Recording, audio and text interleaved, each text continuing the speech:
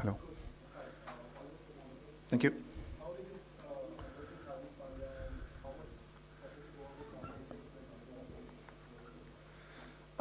Yeah, obviously he's an important player for us, and you know, he's an important all-rounder, so helps us really balance our squad out really well. Um, but he's going to be missing this game, so we'll have to work around that and see what's the best combination and what we can come up um, with best. I mean, you know, in the end, you know, we've got to work with the 14 that we've got, and yeah, sometimes you do expect that these kind of things, you know, can happen. So that's why you've got a squad, and we'll have to see what works best for these conditions and these wickets.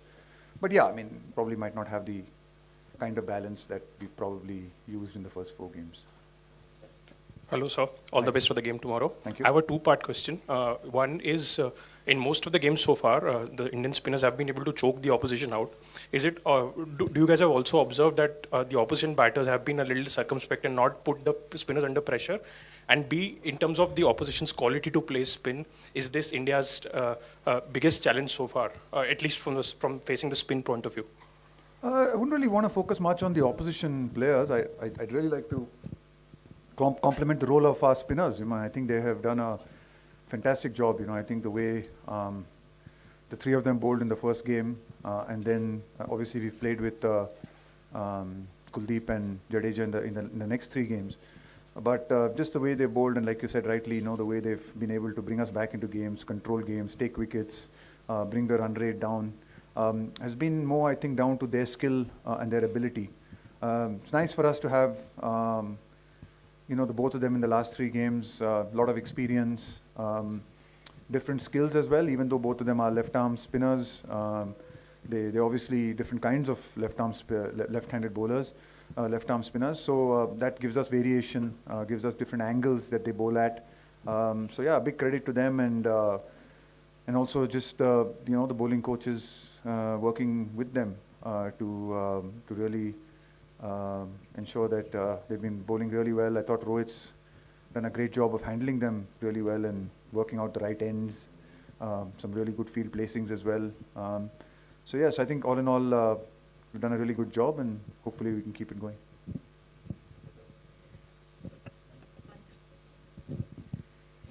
Rahul, कुछ reports दिखाई दे रहे हैं about the wickets की Australia का match हो या पाकिस्तान का match हो, विकेट के ऊपर टिप्पणी हुई है आईसीसी की तरफ से. आप कैसे देखते हो, क्योंकि हमने तो आउट भी निकाला है, हमने रन्स भी बनाए हैं, और कभी किसी विकेट के बारे में हम तो बोलते नहीं. तो आप एज अ कोच किस नज़रिए से इस सबको देखते हो? हाँ, मैं तो मतलब मैं डेफिनेटली रिस्पेक्टफुली मैं डिसएग्री करूँगा. जो एवरेज रेटिंग दिया गया है उन 2 विकेटों के लिए, मेरे ख्याल से वो गुड विकेट्स थे.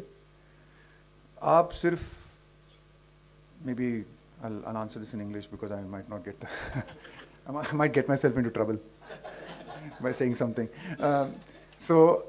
No, I think if you only want to see 350 games, आज क्या हुआ है स्कोर उधर वो मैच में? If you want to only see 350 matches and rate only those wickets as good, then you know, I disagree with that. I think you have to see different skills on display as well. It's not about, if we wanted to see only 4s and 6s being hit, then we have T20 wickets as well, where, you know, honestly in Delhi or in Pune, you know, probably 350 plus wickets as well. If only those are good wickets, then why are the bowlers here? You know, why have spinners at all, for that matter? You know, if you all want spinners to come in and bowl 10-60 and go, so that you can watch 4s and 6s, and 1 ball spins or 2 balls spin, and you rate that as average, I disagree with that. You know, because I think we should see all skills on display. You know, the ability to rotate strike through the middle over. We see, you know, see the quality of you know, watching Jadeja bowl or a Santner bowl or a Zampa bowl, or watching Kane Williamson rotate the strike through the middle. Virat Kohli and KL Rahul, the way they batted against Australia, those are skills as well. You know, those also need to come out and be shown and being displayed.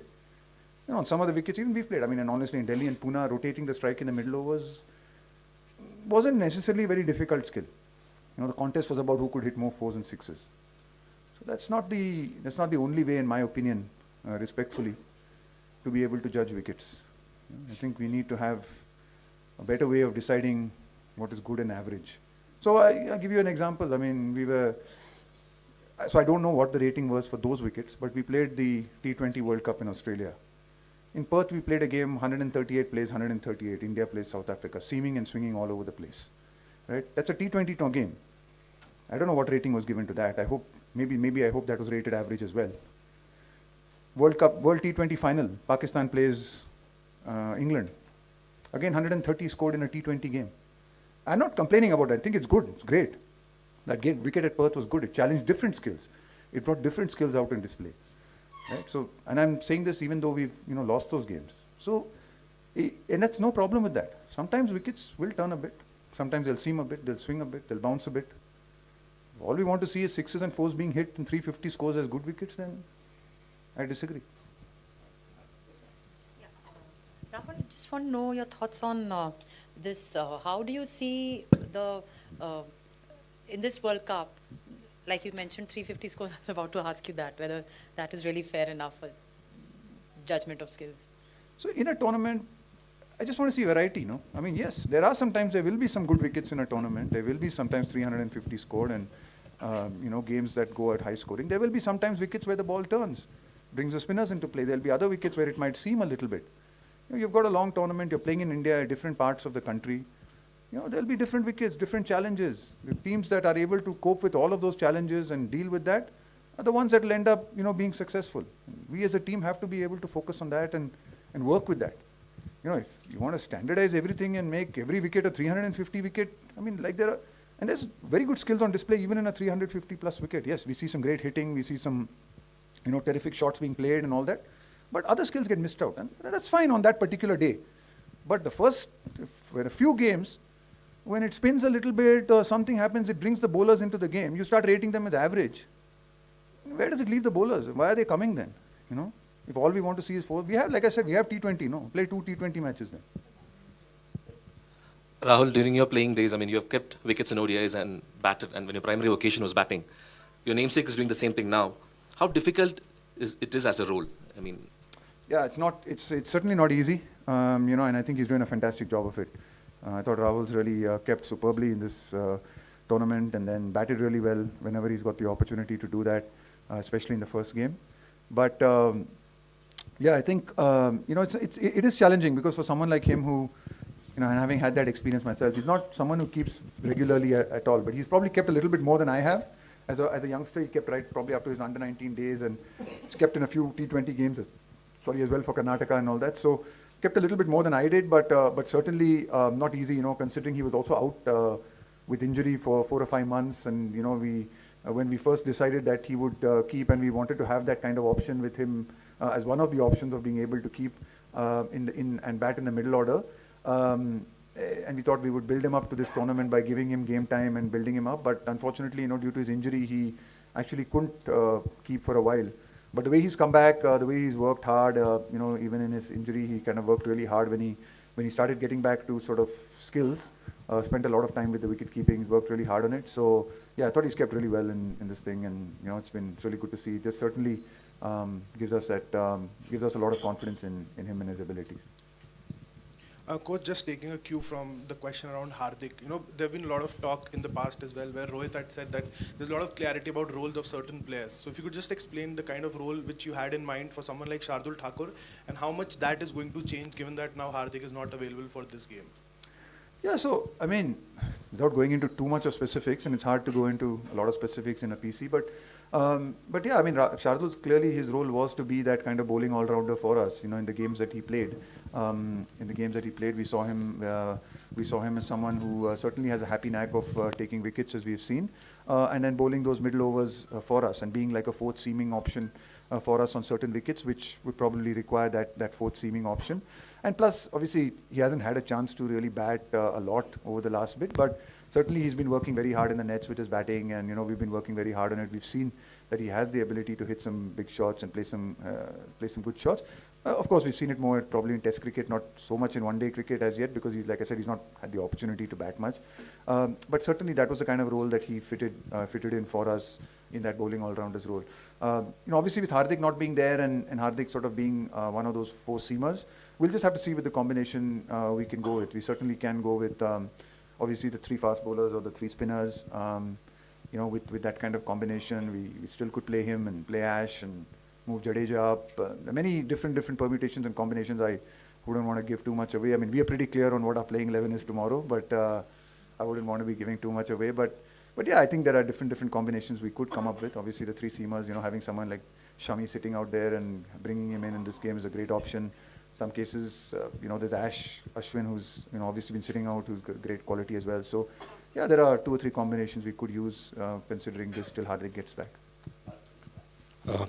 Just adding to that, how much of a factor Ishan being a left-hander against New Zealand's left-arm spinners, will that be a factor as well? And also that he's played the first 2 games as opposed to someone like Surya who's not played yet. How much of a factor is that? I mean, it is. It's nice to have Ishan, and he's been, like you said rightly, he's been playing well. He's a left-hander, but again, Surya has also come into some great form against Australia, as we saw, played a couple of fantastic innings. Absolutely fantastic player against spin, as we know, left arm spin or off spin or any kind of spin for that matter.